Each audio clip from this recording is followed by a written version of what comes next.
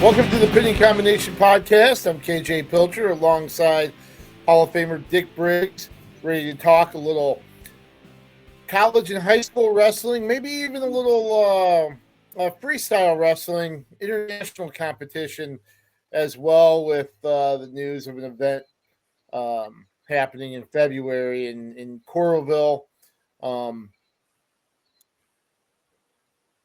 It's January 16th. It's crazy to think we are only about 3 weeks away from the postseason in high school, and we're right in the thick of conference competition for our college programs as well. Seems like everything has kind of flown by this season. Right, and the girls are even closer. What, a week and a half? So it's going to start happening. Well, for sure. Well, let's jump right in to the college happenings. Teams are coming out of the holiday break. Things are kind of in full speed ahead, I guess you would say. The University of Iowa opened up the Big Ten season on Sunday. UNI and the Iowa women and D2 and D3 schools competed at the NWCA multi-divisional duels at the Unidome last Friday and Saturday. Of course, Iowa State had a little bit of a road trip as well. But first off, let's talk about Iowa and their Big Ten opener at Wisconsin. A blowout, shutout. Yeah, a little bit of a yawner. 45-0 in favor of the Hawkeyes. They did that with 7 bonus point victories, and maybe you could say 3 reserves, even though there is some news about 125 that I think people will find a little interesting with that. But I think your gesture kind of described your takeaway from that one. Right, and sadly, Wisconsin's in a bad position right now. They're just not good, and that's right. A team that's a program that's been very, very competitive through the years. Obviously, when Barry Davis was there, and so to see that happening is very sad, and there's some concern, and if that program will survive. So something really big, I think, is probably going to happen at the end of the season. Maybe, I don't know. Yeah. I don't know what it could be, but geez. Yeah, just sounds like there's not a lot of support for the regime there. So yeah, I think it's becoming more of it. Even though they came in 4-4, I'm not exactly sure. I didn't scour their schedule to see where those 4 wins came from, but looking at what they put out there, they've lost some really, really good wrestlers, through the transfer portal. They don't seem to be keeping in-state talent in Madison. So, sometimes a shakeup is good. And I guess I never really thought Wisconsin would be one of those Big Ten programs that Iowa would just kind of trounce on like that. I was going to do that to a lot of people, a lot of teams, but geez, you're exactly right. I wouldn't expect that out of Wisconsin. I think there's a great club that comes out of Wisconsin, and Ben Askren's club, and I don't think that's a great relationship between the coaching staff at Wisconsin and Ben. So that doesn't help you feed kids from that program into your university. So that's from what I understand anyway. But no, I've heard the same type of stuff. Just kind of looking at the Iowa performances,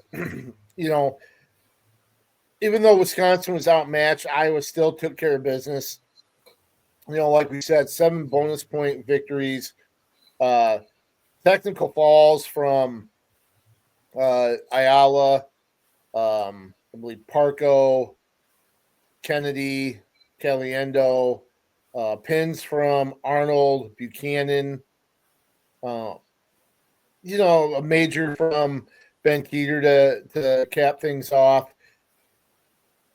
I think the one thing, they were aggressive. They got a win from Joey Cruz at 125, which kind of follow up with here in a second. But they were aggressive. They were offensive.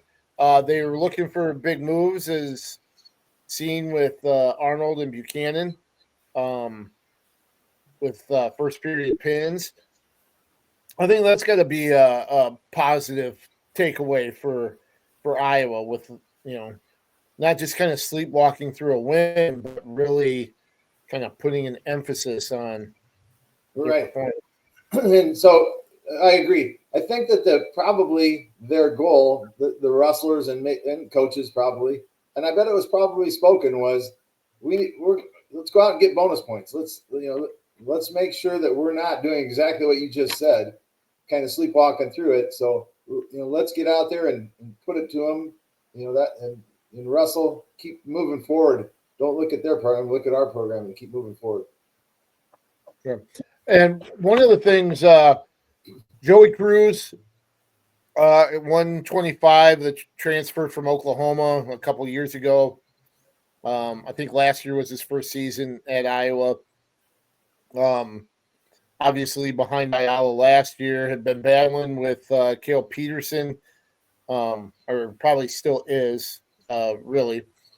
That starting spot at 125. He had a win over Nicolas Rivera, who was ranked, I think, in the 20s or something like that. But one thing from Tom Brands' news conference on Tuesday that I thought was interesting was he kind of alluded or hinted to the fact that Joey Cruz may have kind of elevated himself into that top spot there at 125, that he may have taken a step ahead of Cale Peterson. I know Peterson wrestled 133 at the Soldier Salute. I wonder if maybe that cut to 25 has caused some inconsistencies or affected things a little bit, but Cruz getting that win, it sounds like maybe he's starting to kind of gain a little bit of an advantage for that starting spot at 125. Yeah, I agree with you. I think it's those two issues. If Peterson was up at 33 for the Soldier Salute, which he was, and hasn't stepped up at 25 necessarily. Cruz gets a win over a top 20 ranked wrestler. Yeah, that's definitely it favors him for sure. I mean, that's pretty easy to see, I think. Yep, and both are still listed as options in the probable lineups that were released earlier this week. But Cruz, you notice Cruz is now in the rankings. So, I'm sure people understand how rankings work, but a lot of times people that are ranking will reach out to coaches and say, hey, you got two guys at 125, who should I be putting in? And sometimes, not all the time, but sometimes that indication, that might indicate a little something. Going off what Brand said earlier this week, makes me think that Cruz right now is kind of taking a little bit of a lead. The other two weights where you saw other guys step in, Jace Rhodes won at 141 for Iowa, and Southern Victory won there. Ryder Block is back in the probable lineup. He hasn't wrestled for about a month now. So it's interesting to see that he's back in there. And of course, Rhodes and Colin Shriver also listed at 141 as well. I think if Block's healthy, he's probably the guy. But kind of interesting, you got two former teammates at Mason City that are kind of battling one another too to to get some action there between Rhodes and Schriever. Right, exactly. That speaks well of the program. The sad part is that they're at the same weight, having to battle each other. So, right. Now I'm going to go back to your thought on with Cruz being ranked. Sure. So I haven't seen the latest rankings. Who's ranked for Iowa at 84? Last I knew it was Arnold. Is that correct? Arnold is. Yep. He's still ranked. Okay, yep. So if that's the case, with your theory, you would think Arnold might be the guy if he's ranked, but who knows? Coaches could sometimes play, let's put Arnold up, and then it's going to be, out of the blue comes Ferrari. So, or who knows, So now keep that thought when we get to Iowa State as well. The thought of guys being ranked. Okay. Sure. Yeah, and it certainly is. Iowa City has been known for some gamesmanship in the past too, so that certainly is a possibility there. One of the other wins, Miguel Estrada, freshman middleweight from California, was close to a major at 157, filling in for Ja'Cory Teamer. We got to talk to him for the first time this season. Really enjoyed him. Seems like a really down-to-earth, humble kid. Interestingly, kind of mentioned that, Tom Brand said he's kind of a funny guy that, you kind of smile at him and he's like, hey, what's going on? What are you doing that for? Why are you smiling at me? And he kind of mentioned he's got some social anxiety that when people start smiling or looking at him, he's like, what's wrong? What's going on? And I think that's kind of interesting that they kind of mentioned that, but boy, he is a really talented wrestler, puts it together when he's on the mat. He's looking forward to wrestling at Carver for the first time this coming week against Illinois. But the interesting thing with him, Teamer at the Soldier Salute, Brand said they expect him to come back or return during the Big Ten season. Well, Estrada, who has been filling in here recently at 157, his last eligible competition before having to pull his red shirt is Illinois. So this would be his fifth official match. So after Illinois, they'd have to decide, hey, if we're going to use him again, he's going to burn a red shirt, or is Teamer coming back for Ohio State, or if they kind of go another route with maybe Voinovich or Rachi or somebody else at 57 after Illinois. But I think that really is something to keep an eye on.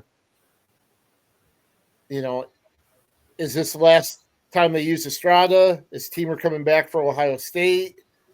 Is somebody else getting a shot? But right now, Estrada has done well with the opportunities that he's been given here to step in the lineup and fill in for Teamer.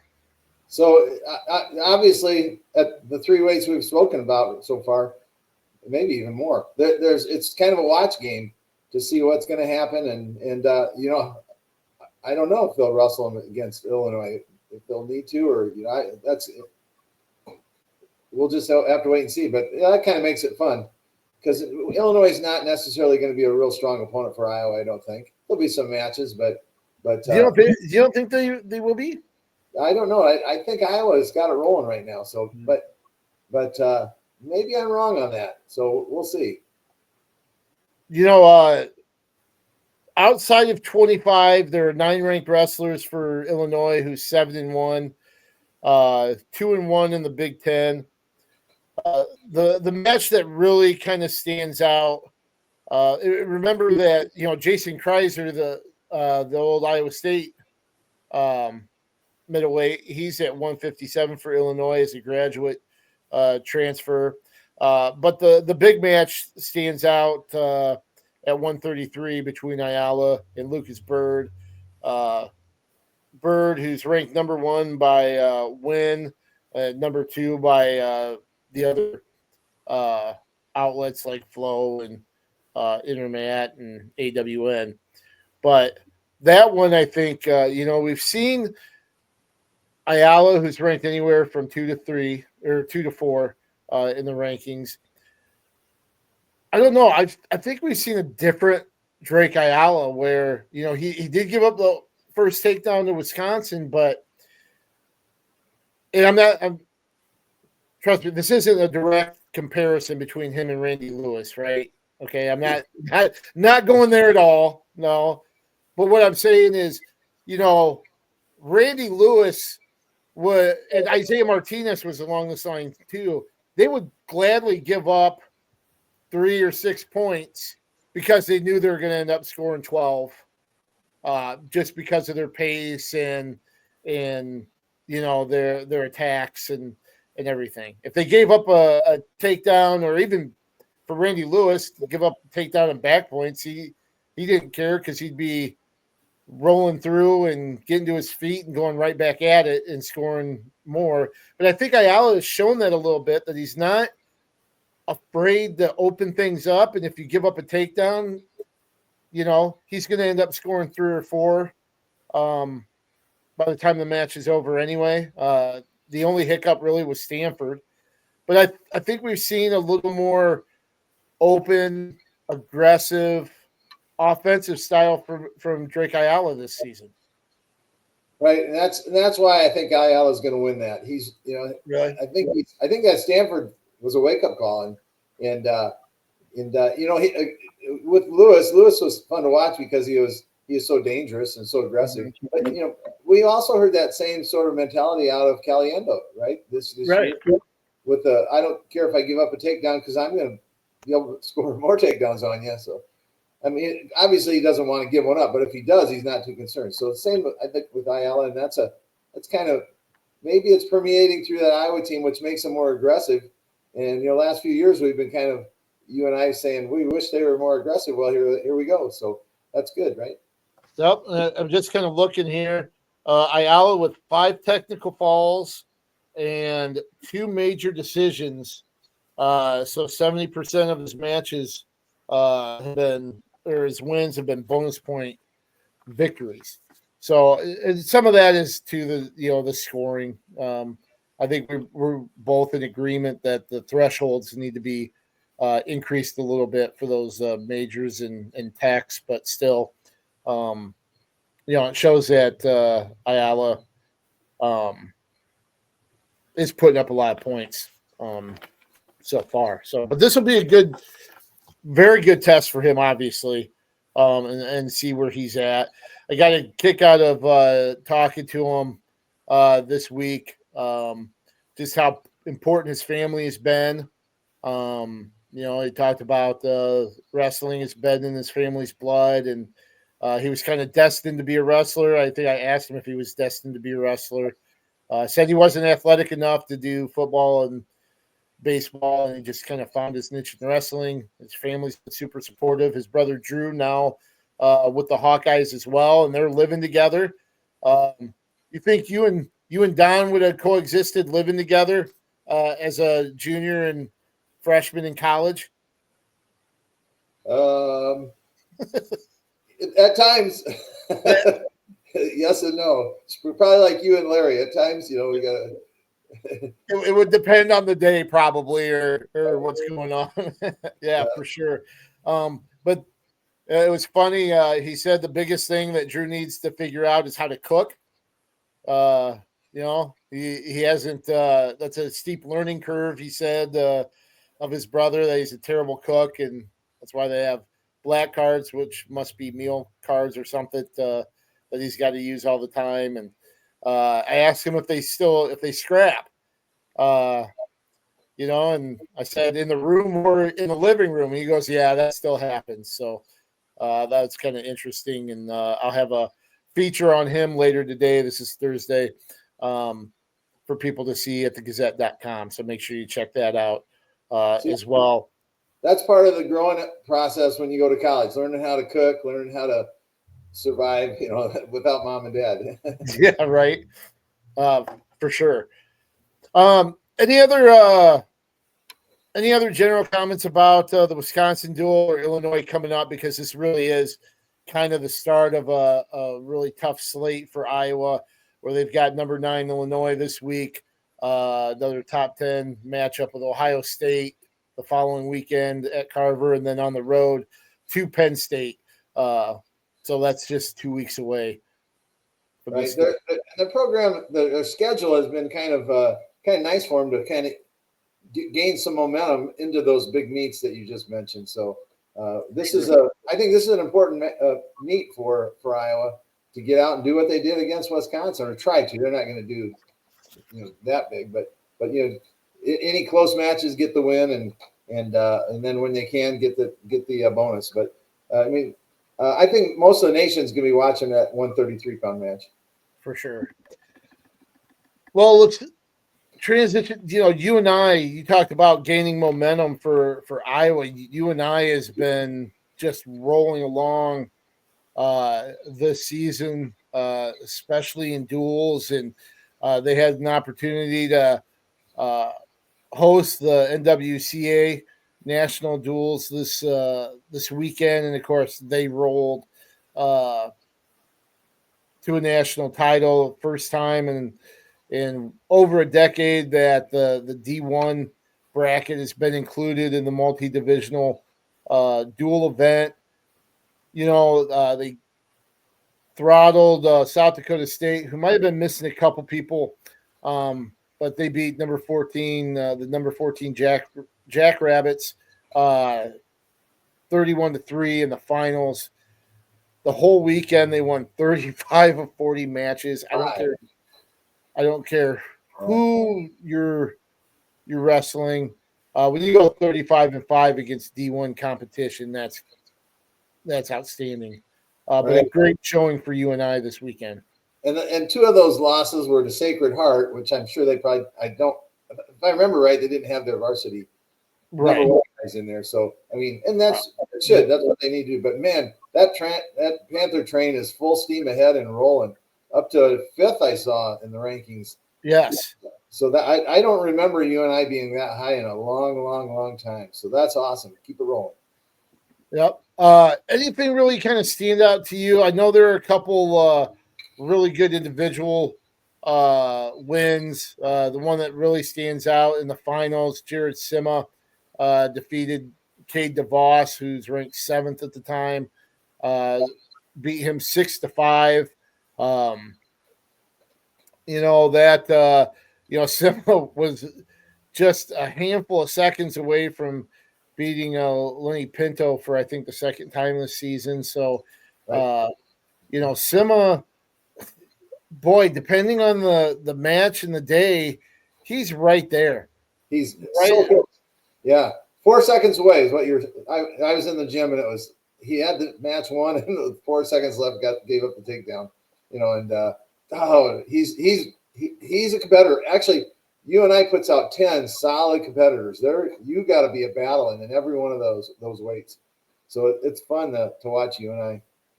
And you're right, South Dakota State, it did have a couple out. Seabrick was out, Rhodes was out, and Glazier was out. That had wrestled in the meet before, but I don't care, man.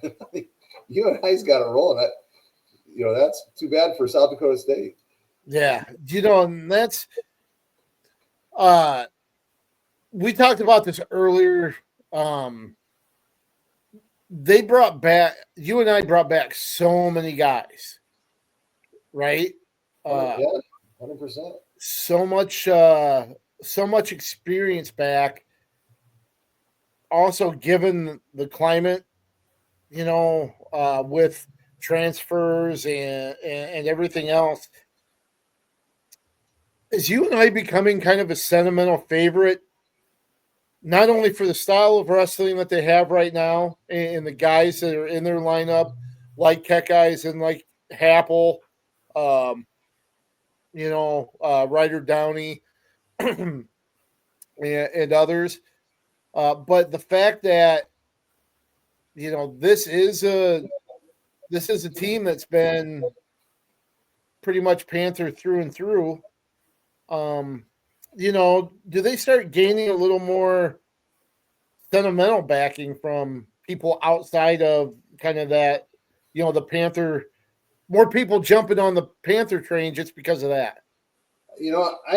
I hadn't thought about that, but you are right. That's a great point.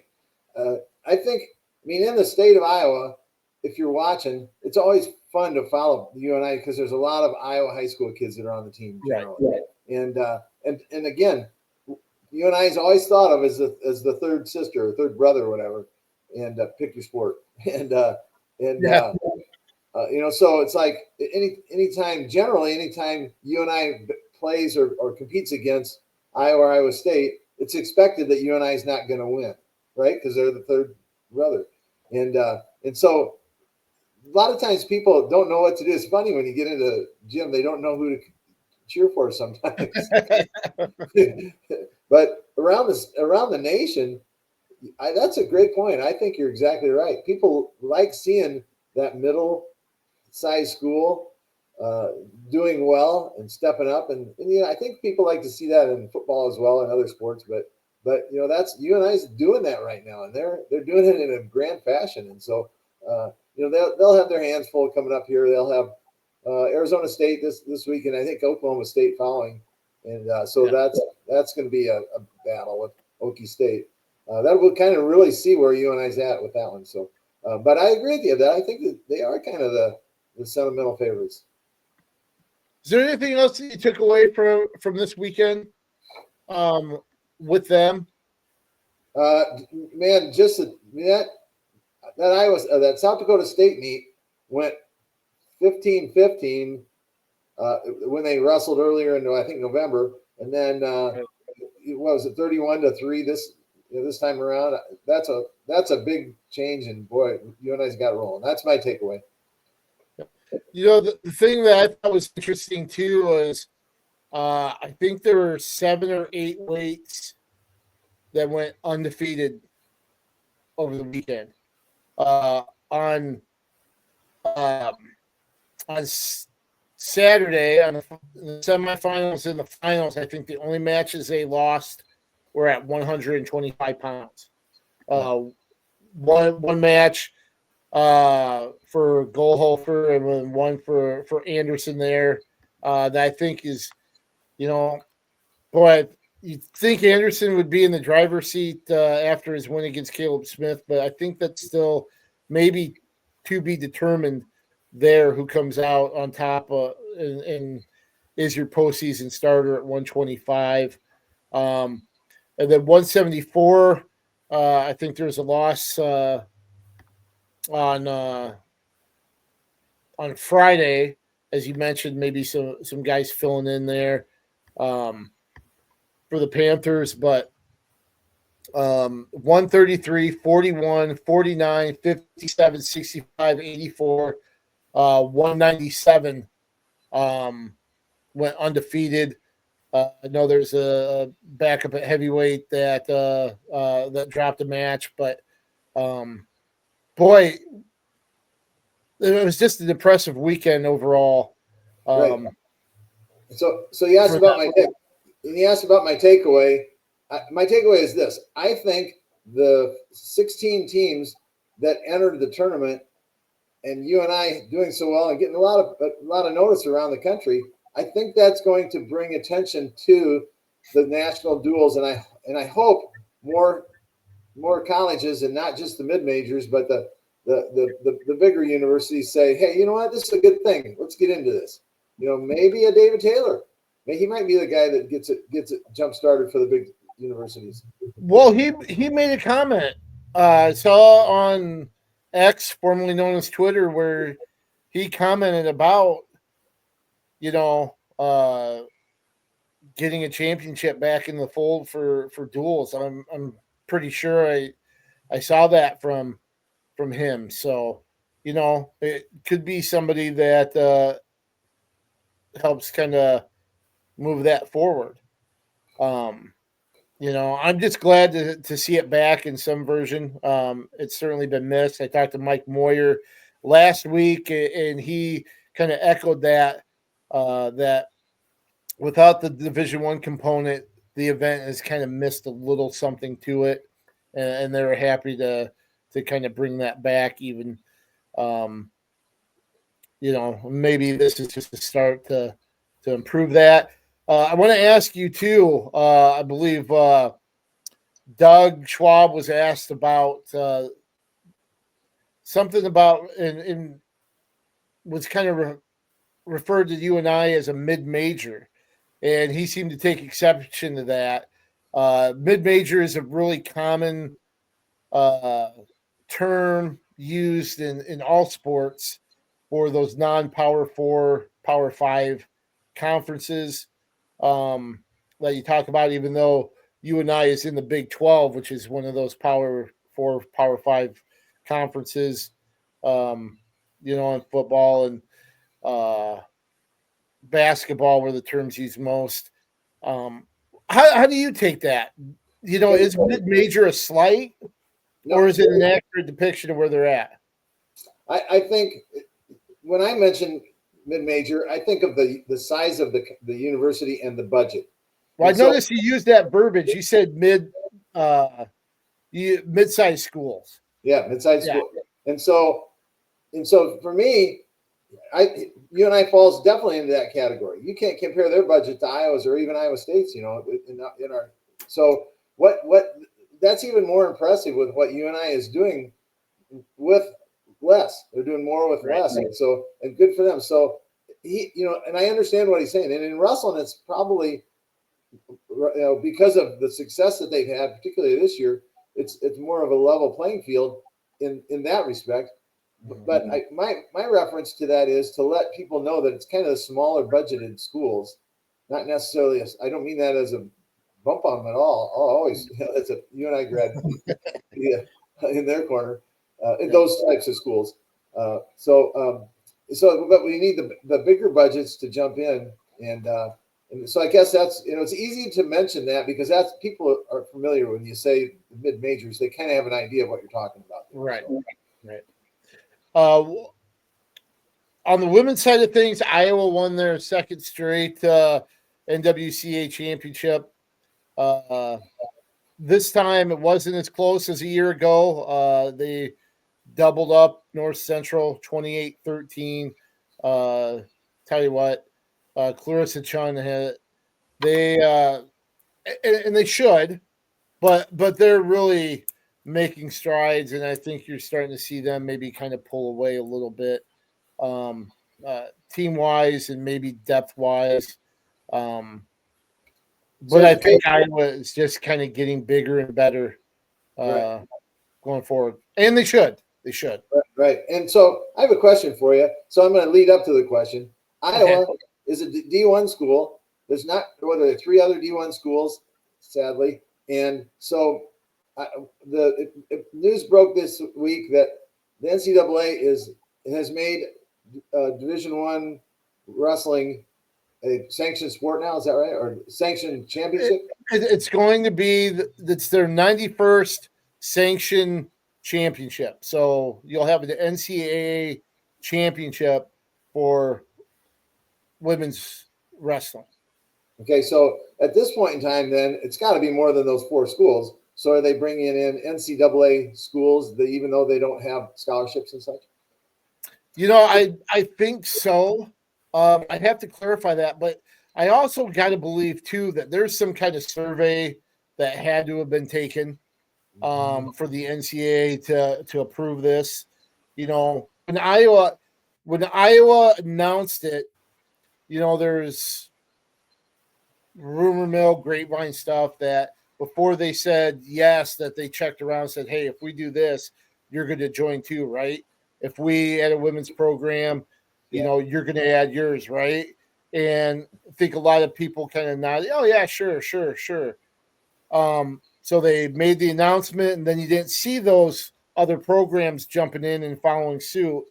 I have to believe before the NCAA sanctioned a championship that they had to go around and find out, okay, this is who we have, who else is going to be in the fold, or who else is going to add a program before they do this. So I have to think that there's other programs now on the horizon starting to come over the hill, right? And they're going to be adding programs. I can't imagine it would just be the National Coaches Wrestling Championships transitioning under just an NCAA banner. You know what I mean? Yeah. Just not all divisions competing in this, and that's why they announced it and just making it an NCAA event. I would have to think there's more D1 programs coming up. Right. So a couple of responses. One, in response to the Iowa starting their program and doing a little searching, I don't know. Iowa kind of got painted into a corner with when they dropped swimming, was it? And then so they came back and added wrestling. So that may have been a lot of Iowa's push to get the program going. Maybe I think there are a lot of layers to that. Right. I think it was, if I'm being 100% honest, I think this was something that they wanted to do, that they kind of had plans to do. I think the thing with swimming and that situation was kind of sped up, was a catalyst to say, oh, okay, let's move this forward faster than what we were planning. And that will help us in a couple different areas as well. So I think there's a kind of a combination of things there. Yep, I would agree. And so my second thought is to your comments was, some of the you kind of made it seem like some of the colleges and universities, NCAA universities, are on the brink or on the hill trying to maybe start their program. But one thing that worries me and concerns me is the NIL. So with all this NIL money going towards the revenue sports and athletes, are they going to be able to fire up another program, another non-revenue program? And it's like, oh, geez. So, and if they're not going to fire that up, does that put some men's programs at risk to be dropped? So it's just a whole. That's a good question. It really is very saddening to think about that. Yep, that's something that certainly has to be considered and thought about as things move along. So it'll be interesting to see how that kind of transpires. Right. I'm gonna go briefly on Iowa State because I kind of alluded to that earlier. Iowa State wrestled and beat number 22 West Virginia 24-18. Then that was on Thursday. Then Saturday they beat Rider 30-9 and Bucknell 28-12. And so we had talked about some wrestlers being ranked. Does that indicate that they're the person for that weight class? And I said, wait till Iowa State, if you recall. So my thought is, at heavyweight, Dan Herrera is now ranked 26th, and we know that Bastida's been injured. Does that mean Bastida's out for the season? So if they're ranking Herrera, and I think that knee injury might be, if that's what it is, I believe that's what it is maybe worse than what we would hope for. Wow, that would be quite the blow. For somebody who I know Gable Stevenson has returned, but Bastida certainly a finals contender, a possible Saturday night guy at Philly. When healthy, that's quite the blow to Iowa State. No offense to Dan Herrera, but certainly a different caliber of competitor there between the two. Right. You got one that's at the peak of his game and the other one that's going to be good, but he's just down here kind of building to that peak. And just a freshman. So Herrera's going to be good. No question about that, but he's not at this. I don't think he's at Bastida's level right now, but he'll do all right. I mean, he's already ranked 26. So, I'm not sure if you mentioned the scores, but Iowa State beat Rider 30-9. There to kind of kick things off on Saturday, and then beat Bucknell 28-12. One of the things that I kind of noticed Panero Johnson at 149 over the weekend. Kyson Terrakina back in the lineup. But Panero Johnson has wrestled all the way up to 65, if I remember right, at one time. And now back at 149. As long as it's not too heavy of a cut, that's probably his best spot, probably most natural weight, and he's going to be a force. Man, there's a guy that remember came out, was it 2 years ago when he first got to Iowa State and beat number one ranked guys, and I forget who he beat, a real quality wrestler, and then put himself at number one, and hasn't been there quite yet this year, but it's coming off of an injury and sitting out a year, and anyway, but there's a guy in my opinion, when he gets it rolling, he's a title threat. Mm-hmm. He's explosive, and he can cause fits. Had a couple nice wins. Beat Sammy Alvarez of Ryder, who's ranked 16th. Beat him 2-1, and then posted a technical fall over Braden Bauer of Bucknell. Evan Bachman had a win over a ranked opponent from Ryder as well. Looks like MJ Gatan has settled in at 175 now. Aiden Riggins at 65 during those duels. So interesting to see how their lineup is kind of flushed out, which I think this is probably the healthiest, even though we're talking about missing Bastida.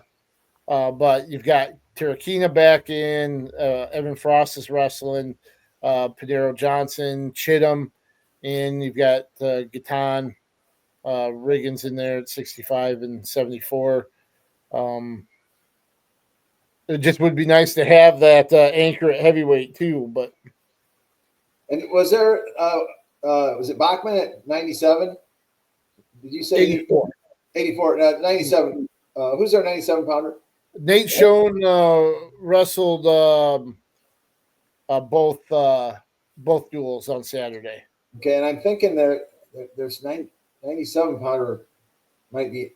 I can't remember his name now, but might be out there. So that wrestled earlier. Okay, so they're two upper. Might be those two weights. Right.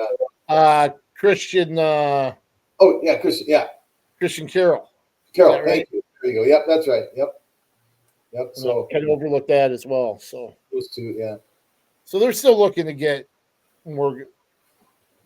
another starter or two in the lineup. You just hope that the Bastida thing isn't for the season. Yeah, but with him being ranked, that's what makes that question mark. Right. So, and I'm like you, and I mentioned this on another podcast, that as Iowa State starts to fill in their lineup, it brings motivation and momentum into the room to the other wrestlers that have been in there on the grind, and then they look around and see their buddies and the strength coming back into the room, and so that's something that's important, and it's going to make, I think, because they're looking. It's you and I in Iowa State here. We're going to be wrestling each other here pretty soon, so that's going to be fun to watch that with Iowa State getting it back together. Just kind of looking ahead, I know you mentioned you and I. Their next duel coming up is Arizona State. That's out in Tempe on Friday at 8 p.m. That'll be on ESPN Plus for those that want to watch it. Iowa and Illinois on Friday. That is actually a 6 p.m. start. So I think the front end of a doubleheader on BTN there. So you've got Arizona State, and then next week we'll talk about this a little more in depth. But you've got Okie State and Oklahoma coming to town the 24th and 25th. So some good tests coming up for you and I, and for Iowa State. They made their trip to Virginia this last week. They kind of have a week. The Cyclone Open is Sunday, the 19th, and then they'll have They're Oklahoma weekend at the same time, flip-flopping with you and I, with Oklahoma and Oklahoma State Friday and Sunday of the weekend after. So that'll be a fun weekend with Oklahoma and Oklahoma State making their Iowa swing. Well, it always is, and it'll be even more fun with the addition of David Taylor and yes. Everyone is anxious to see him, in the corner there. So, him and Thomas Gilman were at the Soldier Salute. I was surprised to see Taylor there. Just because, they didn't have their, they didn't have their number one guys. They had some redshirt freshmen and stuff, red shirts that were competing there. A lot of times you don't necessarily see the head coach there for something like that, but Taylor and Gilman were both there with those, without a full lineup. So right. That was kind of cool. Yeah, good for him. Let's look at a couple of the other brackets at the NWCA. No surprise, really. The D3 bracket, you had an All-Bergs final again. This time it was Augsburg coming away with the D3 title 17-16 over Wartburg, who needed a pin in the final match in the semis to beat Johnson and Wales just to get to the finals. But no surprise there. Of course, Wisconsin lacrosse, our friend Dave Maladek, who was on the Pinning Combination podcast earlier this season, they finished third, beating Johnson and Wales in that third place duel. Co ends up getting sixth,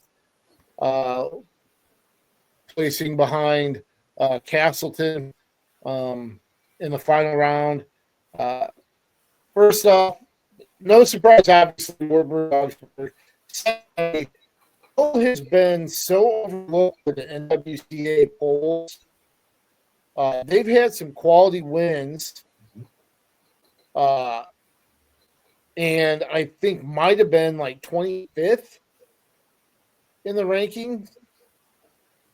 Someone that and here, I know they kind of had it handed to them against the College of New Jersey in the second round. Or actually, it was the first round. The one over Concordia Moorhead was a preliminary duel. But, I just thought Co was a lot better than what people were giving him credit for. And I think, despite a couple hiccups, getting sixth, I think they showed people that they are. Right. And so the College of New Jersey was ranked 8th, and they lost to them. But then later on in the tournament, they beat Baldwin Wallace, who was ranked 6th. And then in their last duel, like you mentioned, against Castleton, who was ranked 7th. So they wrestled 6th, 7th, and 8th, and they beat 6th and 8th and lost it, or beat 6th and lost to 7th and 8th. Yeah. So the rankings you can kind of see in Division III are a little tougher to nail down there. But yeah, so after the College of New Jersey, I was like, come on, Co. And then I was watching College of New Jersey. They did a good job. They were a good team. So then Co did a nice job of coming back and winning 3 duels and then getting to that 5th and 6th place duel against Castleton. So yeah, I agree with you. They got me disappointed in that loss, but then they got right back on their bandwagon. So right. What else stood out to you in the D3 bracket? Well, just to follow up on Co, that Baldwin Wallace, they were down 15-11, and then they came back and won 3 of the 4 by major, technical fall, and fall to win that one 26-21. So wow. Good follow up there. I was impressed with Cornell, though they lost early. Then they came back and won 3, so they finished 17th and went 3-1 on the weekend. UD went 2-2 and finished 19th. Luther went 3-2 and finished 13th. And Loris had a good tournament, really. they went 4-2 and finished 9th. So that kind of sets up the Loras Cove. I think that's coming. No, that's at the end. Let's see. No, that's coming up next week. Yeah. Next week, right? Right, next week on Iowa Public Broadcasting. Yeah. Iowa PBS, yep. Which we got to give a shout out to Tim Johnson and Jim Miller. Their broadcasts of college wrestling on Iowa PBS starts tonight with Nebraska Kearney and Grandview. So looking forward to that. If you get a chance, make sure to check out their streaming Iowa PBS through YouTube, Facebook, as well as the Iowa PBS website. So make sure if you're not out and about tonight at high school duels or what have you, check out the broadcast and support that effort, bringing college wrestling back to Iowa Public Broadcasting. Right, agreed. I only wish it wasn't on a high school wrestling night. Yeah, I know, right? Okay, so next up for the D3s are Co in Loras, like we mentioned, next week. Then Loras has Central tonight, so that'll be a fun meet for them. That's at 6:30 in Pella. And then the Cornell hosts the Cliff Keen Mike DeRoe tournament invitational in Mount Vernon, and a lot of teams don't bring their varsity to that, but they bring in those weight classes that are kind of battling for varsity. So you'll see some good battles there. And UD is at Wisconsin Platteville, and that's tonight at 6:00. And Luther's off until the ARC duels the following weekend. And Upper Iowa, I guess we didn't mention them in the NWCA yet.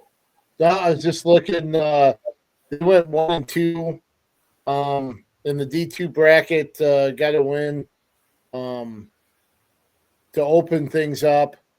20-14 over Glenville State. Lost to McKendree in a close one, 21-18, and then fell on the consolation side to Grand Valley State, who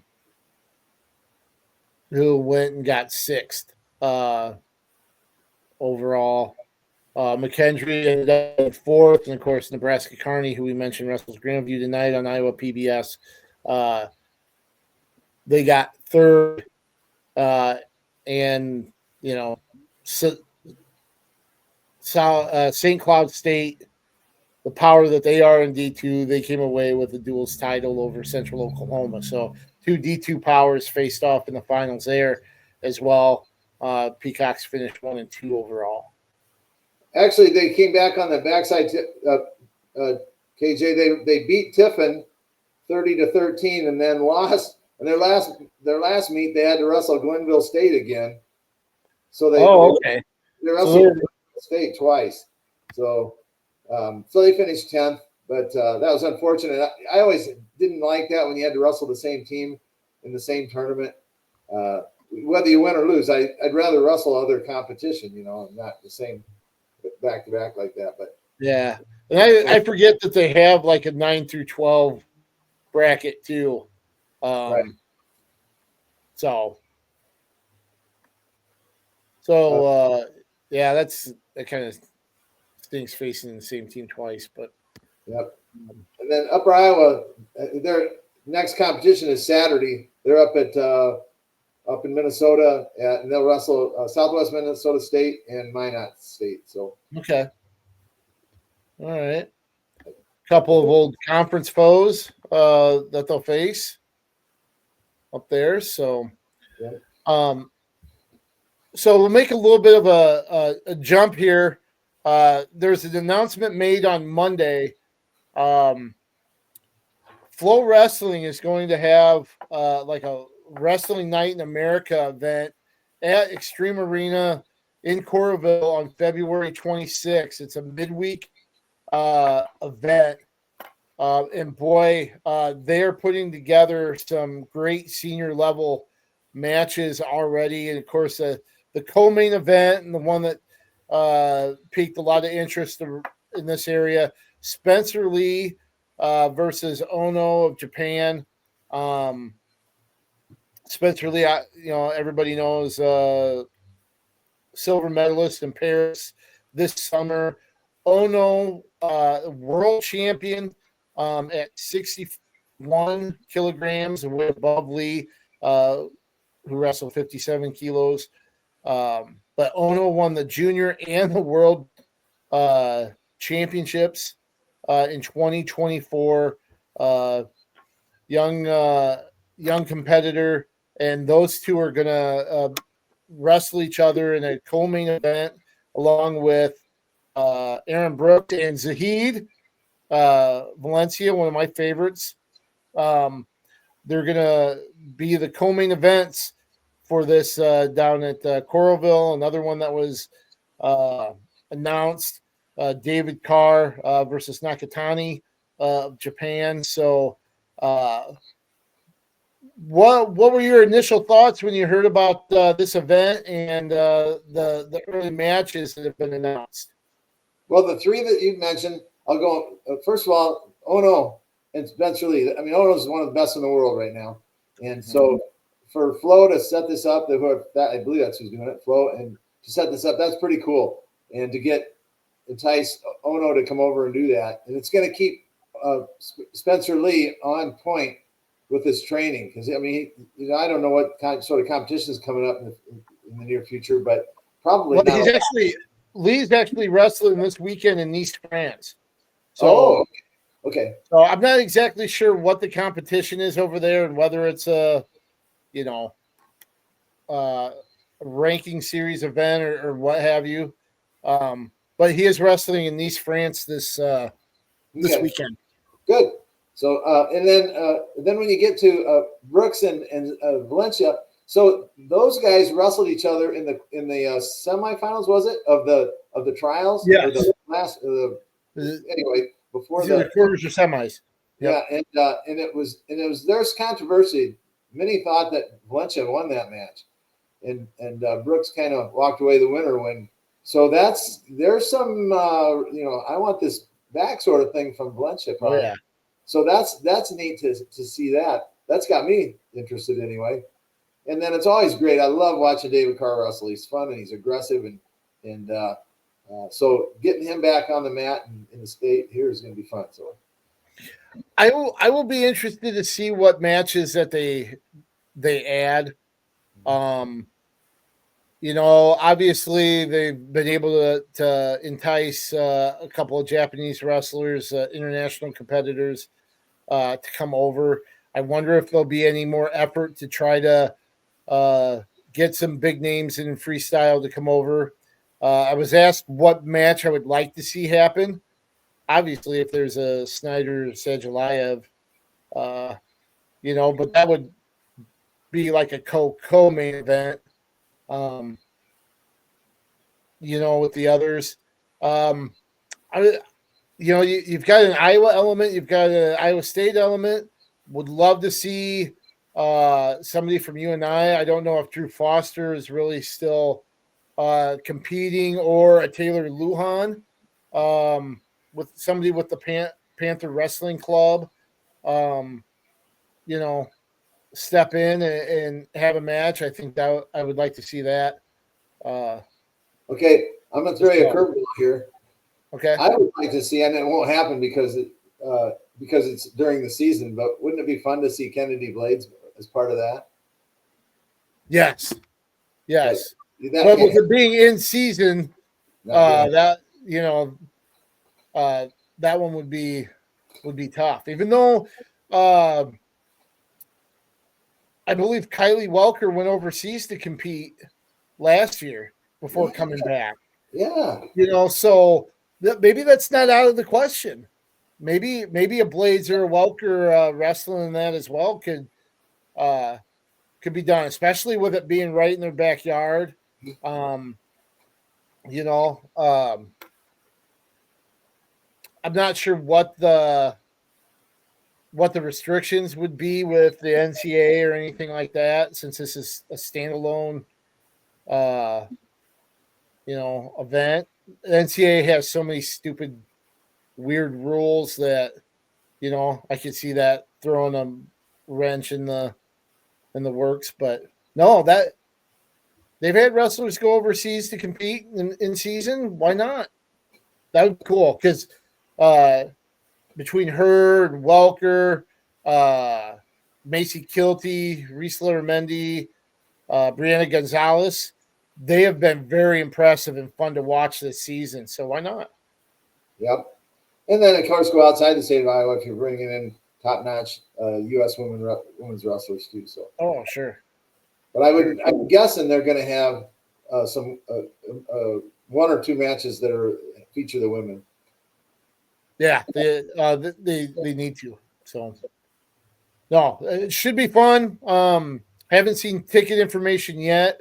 We'll share that when we do get it, but should be neat. I actually like the fact that it's a mid-week event, so it doesn't conflict with anything else going on. You know, you have Oklahoma State and Iowa that Sunday.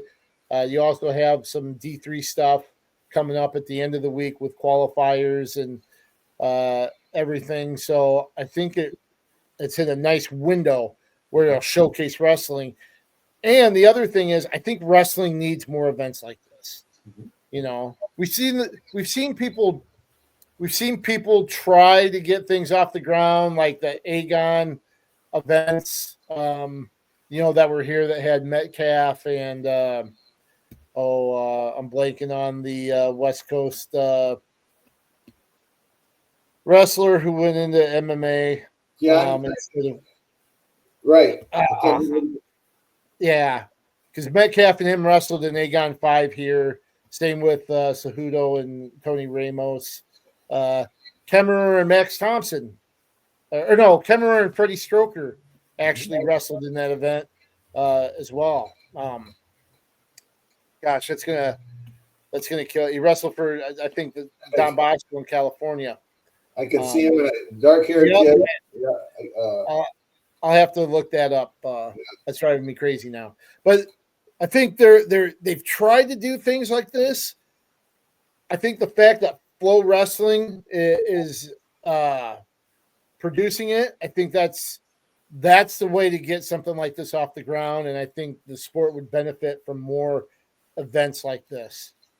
Great. No, I agree. Yep. Okay. Mm-hmm. All right. Well, let's transition to high school. High school's getting back into the thick of its season. Some good tournaments last week. I was at Benton for the Bobcat Jerry Eckenrod Invitational, and I tell you what, there are some fantastic brackets there. Some great matches. Some really good teams. Probably comes to no surprise at all that Don Bosco came away with the team championship there. I want to say they had 3 or 4 champs overall, including Hendricks and Hayden Schwab, who wrestled at 113 and 120. Hayden Schwab just, it's one thing to win against a quality opponent. It's another one to dominate a quality opponent. And that's exactly what he did. Schwab faced Union's 2-time state champ, Braden Bonesack, in the finals. He's ranked like in the top 4 at in Class 2A. And just absolutely dominated that to championship at 120. One of the brackets that we talked about last week, 190, where you had 3 of the top 4 190 pounders in Class 2A there. And of course, the hometown kid came away with a title. Brendan Haying beat Brent Yakovic in the semis 1-0, and then scored a takedown in short time in the second period and held on for a 4-2 win in the finals against Austin Scranton of Anamosa. So he exacted a little bit of revenge from a week ago when Scranton beat him at Osage. But for the second time, this is the second time he's done this, beating Yankovic in the semis and then beating Scranton in the finals in close matches. So really impressive performance, and he was named OW for that. Right. Both those three guys should be now 1, 2, and 3 in the state. Don't you agree? Yes. Right? Mm-hmm. Especially with Scranton beating Hendricks from Humboldt the week before. I would assume they go 1, 2, 3, or at least 1, 2, 4, depending on where Hendricks drops. Yep.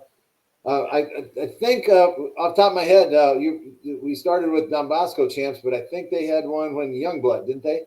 Yes. Dawson Youngblood.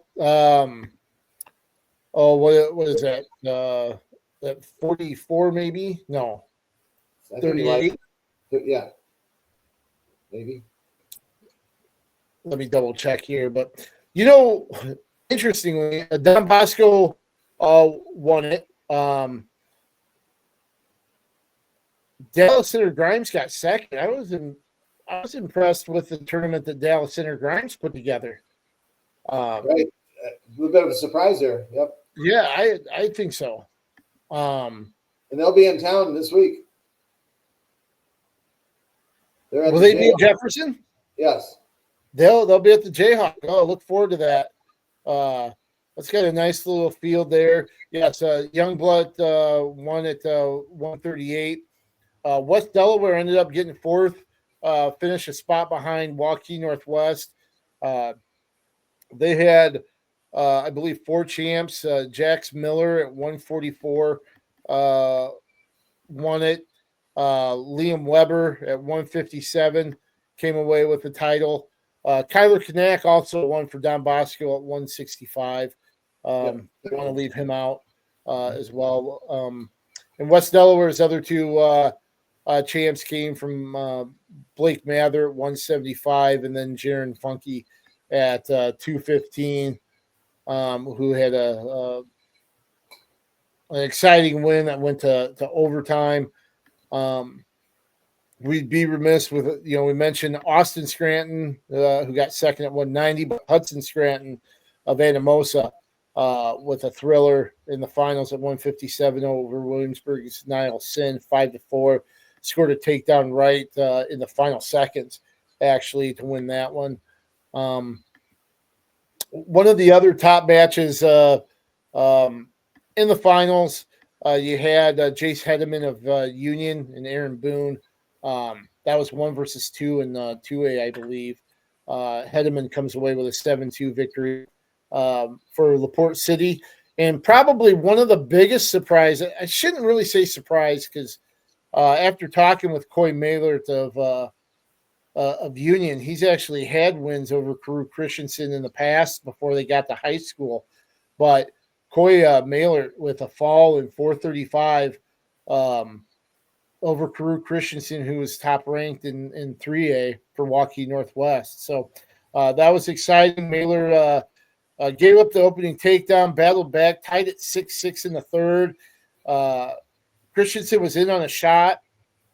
Baylor countered it. Christensen still had his leg, and I really don't know how to explain it other than he just kind of got Christensen off balance and was able to catch him on his back and then adjusted and put him away for the pin. That was Christensen's first loss of the season. So big win there for Maylert and Union, who had 2 champs overall. When you look at the finals and how they matched up, you had to be sitting there going, okay, first weight's over. Wow, all right. Here comes the next weight and the next weight and the next weight. Everyone was so intriguing and so so high caliber. And I think we're going to get that at Jefferson this week too. If you maybe not quite to that extent, but there's going to be some good finals there as well. I think so. Well, for sure. And one of those teams that's going to be at Jefferson, Alburnett, they they're coming off a big team title at the Gary Curtis Invitational at Highland. They put up 322 points. They beat number 3 Wilton by 106. Looking here, they had, I believe, 7 champs, 11. I think that 8 champs. 11 Pirates were in the finals, I believe, and all 14 placed 5th or better. Right. That's crazy. KJ, I think they did one better than that. I think they had 8 champs, and they only lost nine matches the entire day. That is wild. And that's a good tournament. That's Wilton was in that tournament. Yeah. I think Wilton's ranked what are they, 3rd or 4th? So in Riverside Highland, Wilton's 3rd and Riverside Oakland is 4th, and they were both in that tournament. Man, wow. That's incredible. Jeez. Wow, that's crazy. Allie DeWitt, Rowdy Neighbor, Preston Klosterman, Cooper Franklin, Reese Klosterman, Dawson Becker, Shaden Washburn, and Egan Fleshman at 215, who's turned out to be a fantastic freshman for them, all won titles in that. So they're coming off that field at Jefferson. Will be fun as well. Just want to mention last week, Linmar won their home dual tournament. They went 5-0 in the Lions duels. They beat Mount Vernon 45-29. They beat Pleasant Valley 52-26 and Clear Creek Amana 48-28. Also want to make mention of Cedar Rapids Xavier. They wrestled well at that meet. They had a win over Western Dubuque. They're coming off a win against Iowa City West as well.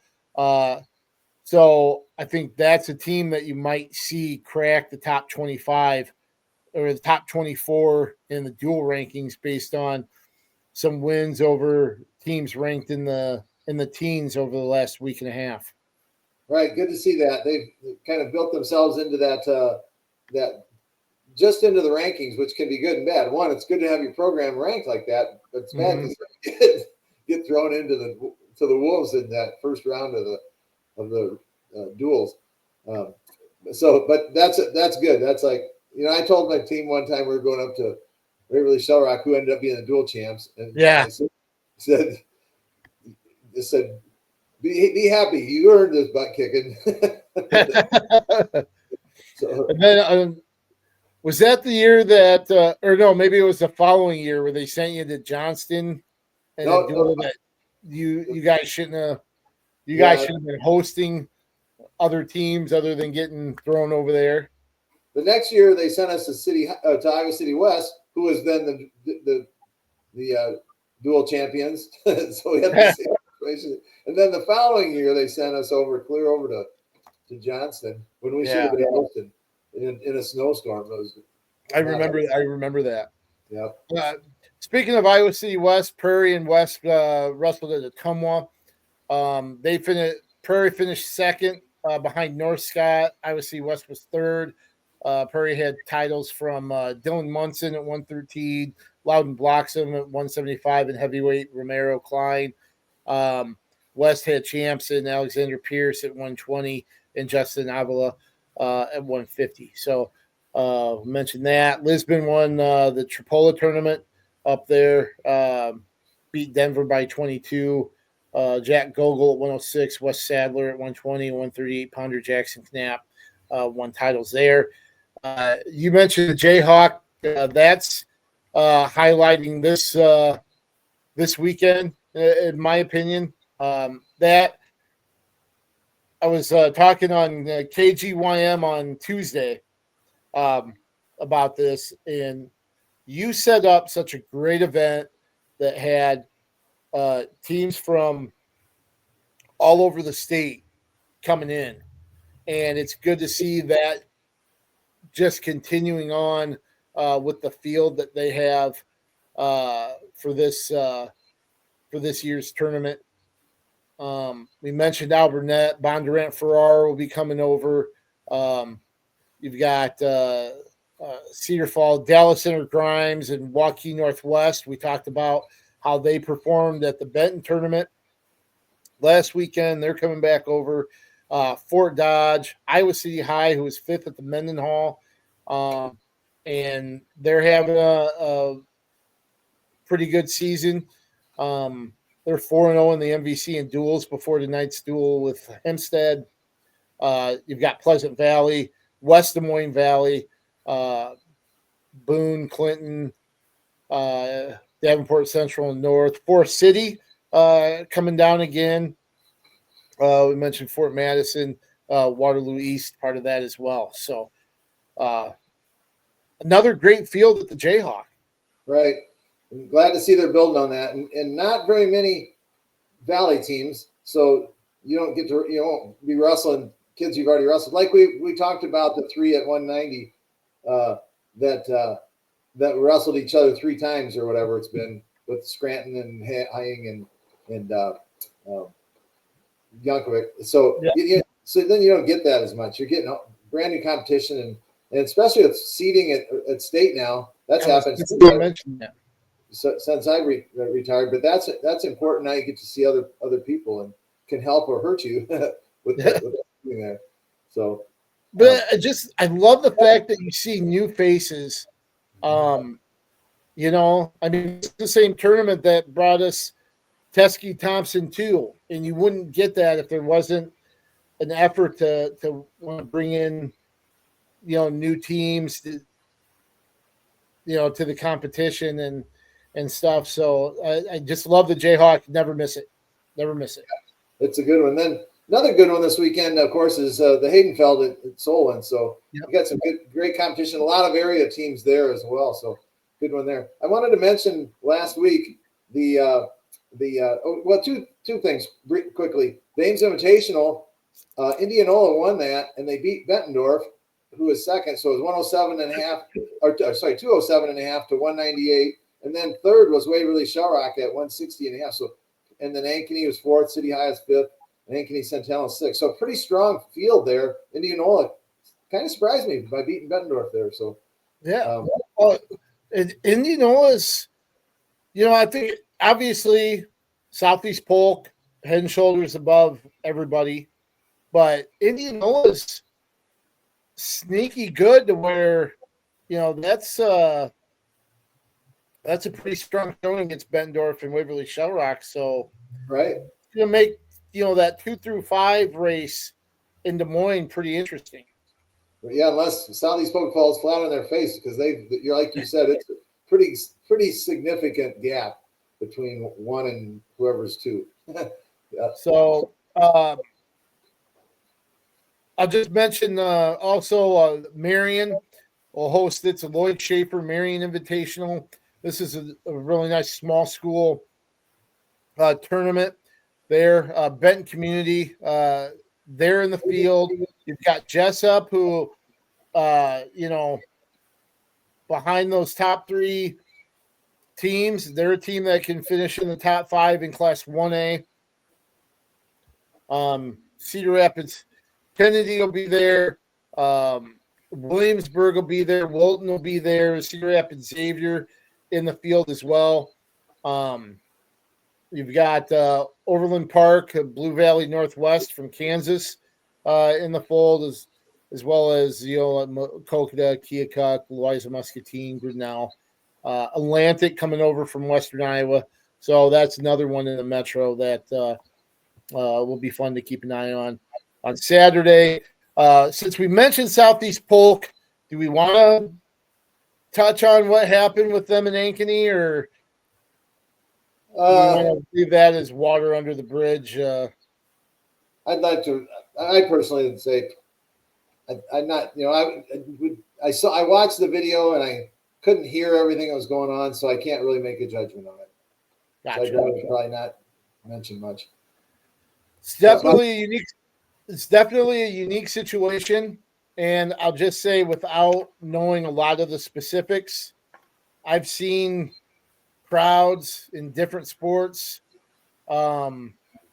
and the behavior that's become normalized a little bit with those crowds, whether it be parents or students or general fans. And I guess I'm not surprised. And again, I probably shouldn't assume anything. Um, maybe it wasn't unwarranted, but it wouldn't surprise me if it was to the point that the only way to continue the duel was to shuffle everybody out. I'll just put it that way.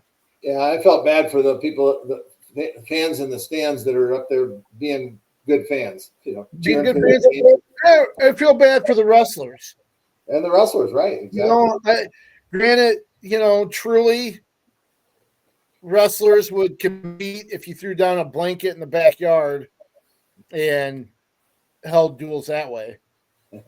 But it does add to the atmosphere.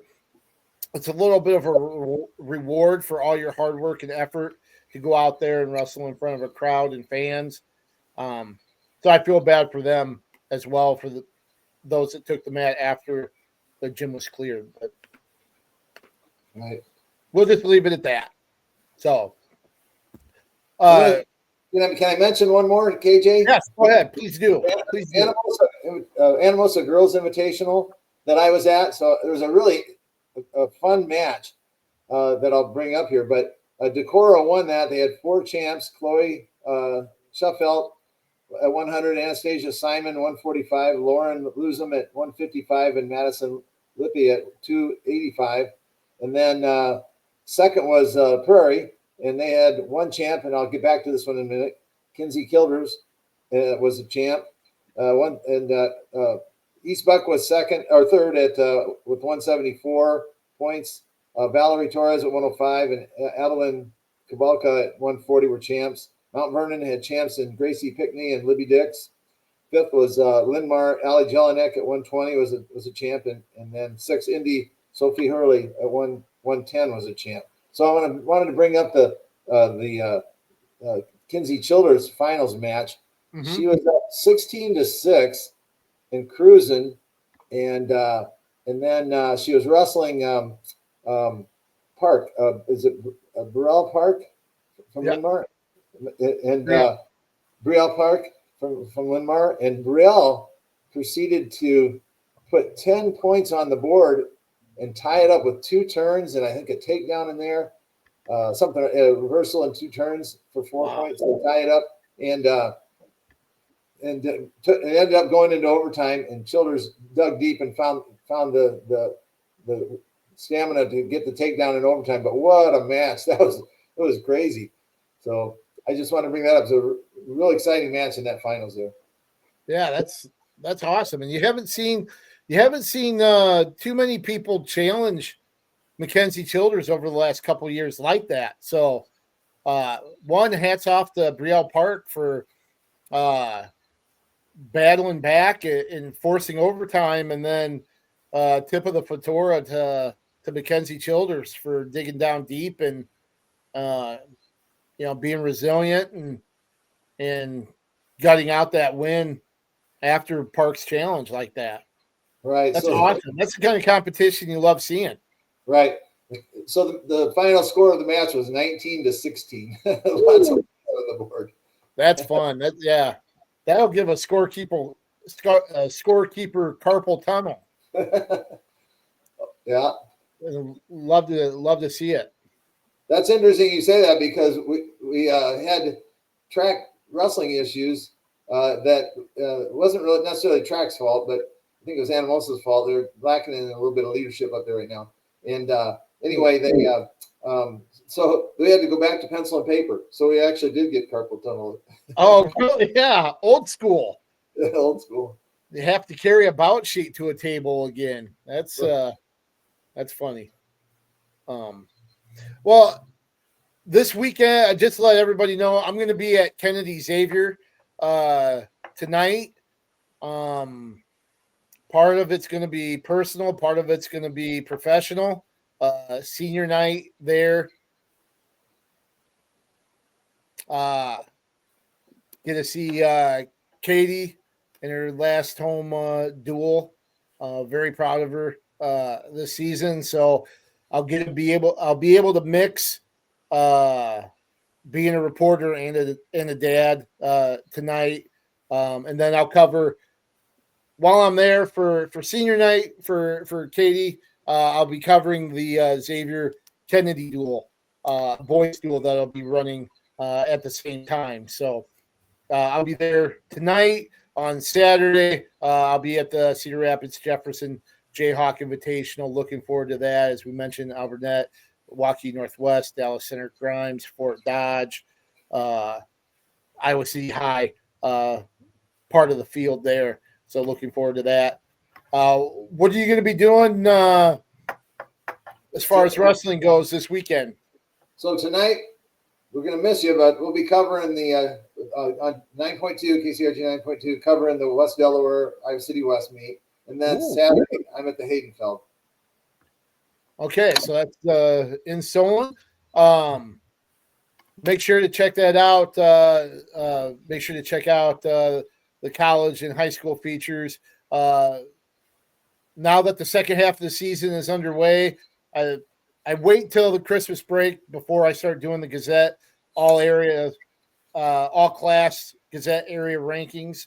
The third installment was posted last night, so make sure to check that out at thegazette.com, as well as the college and high school features and content there, as well as my stories for coverage tonight and Saturday. So if you have a chance, check that out as well. Coach, as always, I appreciate you taking the time out, doing what you do for the sport of wrestling, whether it's with me on the pinning combination, whether it's officiating or doing the television broadcasts to bring live wrestling into homes across Eastern Iowa, and even beyond that online. So thank you for all that you do. Appreciate your efforts for the sport. You're welcome. I love it. And as always, in honor of our late friend Wyatt Schultz, let's take us out, and thanks for watching. Let's keep wrestling on the move.